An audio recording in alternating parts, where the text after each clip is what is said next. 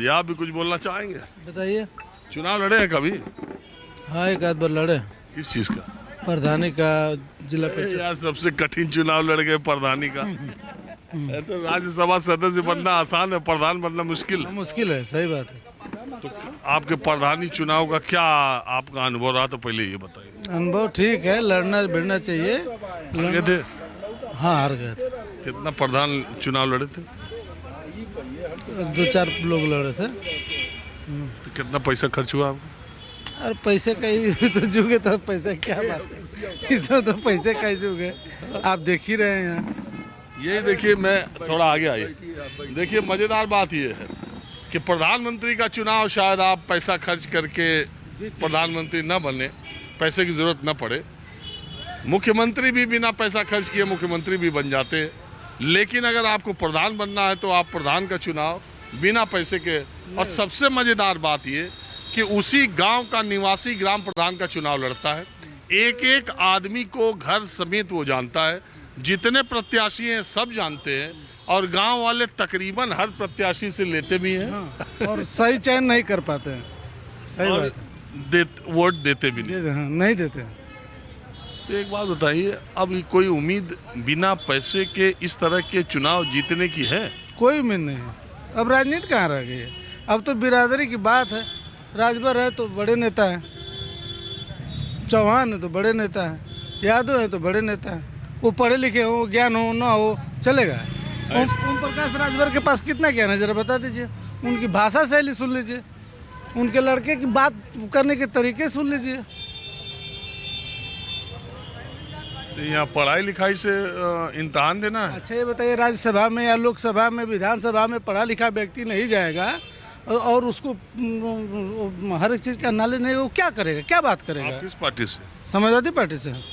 आपकी पार्टी में नेताजी फूलन देवी 13 लोगों की दस्यु सुंदरी डाकू डकैत, फूलन देवी को जब राज्यसभा लोकसभा का टिकट दे के लड़ाया तो वो फैसला सही था? फूलन देवी डकैत थी, और डकैत तब बनी जब वो उसको क्रोध में डाला गया। वो पढ़ी लिखी थी, जाना। हाँ, ऐसा थोड़ी ना कि उज्जवल थी, ओम प्रकाश जैसे नहीं थी, अरविंद राजभर जैसे नहीं थी। आपको पता, आप नहीं जानते हैं? मैंने आप टिकट दिए फूलन देवी को तो पढ़ी लिखी थी, और राजभर अपने बदौलत 20 साल के संघर्ष में नेता बन गया था। आप पढ़ा लिखा कोई, अरे राजनीति में पढ़ाई लिखाई का कोई मतलब नहीं। देखिए, आप एक बात समझ लीजिए कि जब तक आपको शैक्षिक ज्ञान नहीं होगा तब तक आप कुछ भी नहीं कर सकते। ओम प्रकाश का शिक्षा बता दीजिए। जहाँ तक आज संजय सेठ का कौन बिरादरी राज्यसभा जीत गए? अरे भाई, जीत गए तो कुछ पढ़े लिखे होंगे, कुछ उनको ज्ञान होगा। हाँ, सरकार के साथ थे।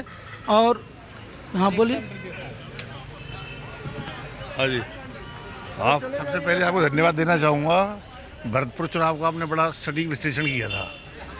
भरतपुर चुनाव का, राजस्थान का। हम लोग आगरा से हैं, मथुरा आगरा लगा हुआ जिला है, तो बड़ा सटीक आपने, जो मैं लगातार देखता रहा, 2 दिन आप भरतपुर रहे, कचौड़ी भी खाई आपने, वो भी खाते रहे। तो सुभाष गर्ग सिंह जीत गए। जी था माहौल वाला का, लेकिन 6-7 हज़ार की ऐसा है, चुनाव में हम लोग जाते रहते हैं। हाँ। कई बार गलत भी हो जाता है, कई बार सही भी हो जाता है। आपको सही था। और मध्य प्रदेश में मैं आज तक नहीं समझ पाया कि जो माहौल था उसके उलट नतीजे कैसे आए। कमलनाथ जी की वजह से अब कुछ समझ में आ रहा है कि असल में हुआ क्या था। बहरहाल, आप रहने वाले कहाँ के? मैं आगरा मथुरा दोनों जगह रहने वाला हूँ, दोनों जगह घर है। और आप यहाँ कैसे? यहाँ भाई, बड़े भाई विधायक हैं आरएलडी से, गुड्डू चौधरी जी सालाबाद से, तो वोट डालने आए हुए हैं आज। आपके बड़े भाई? हाँ। एक बात बताइए, आप लोग तो यार एकदम पाला ही बदल के भाग गए आरएलडी वाले। नहीं, पाला बदलने की बात नहीं, हम तो पहले भी साथ थे। पहली बार जैन जी एमपी हुए 2009 में, तो हम लोग तो साथ ही थे पहले एनडीए के।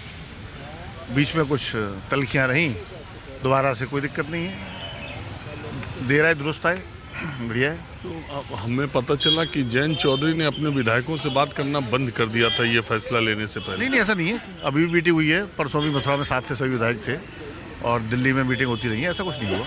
आपसे पूछ-पाछ के ही लिया गया है निर्णय। आपके 2 मुस्लिम विधायक आज टूटने की खबर आ रही थी कि शायद क्रॉस वोटिंग कर दें। नहीं, लेकिन किया नहीं। नहीं, ऐसा नहीं करेंगे। जो लोकदल का आदमी है, वो कट्टर लोकदल का आदमी है, वो नहीं जाएगा कहीं इधर उधर बिना अध्यक्ष जी के कुछ। आपको लगता है कि बीजेपी उतना कुछ दे रही है जितना कुछ जैन चौधरी सोच के आए थे? नहीं, कुछ सोच के आए नहीं, लेने थोड़ी आए। ये तो एक इस तरह का वो था। त्याग करने आए। बस गठबंधन अच्छा रहे, आगे ठीक रहे, ये बनाने आए। माहौल नहीं जम रहा था, माहौल प्रॉपर।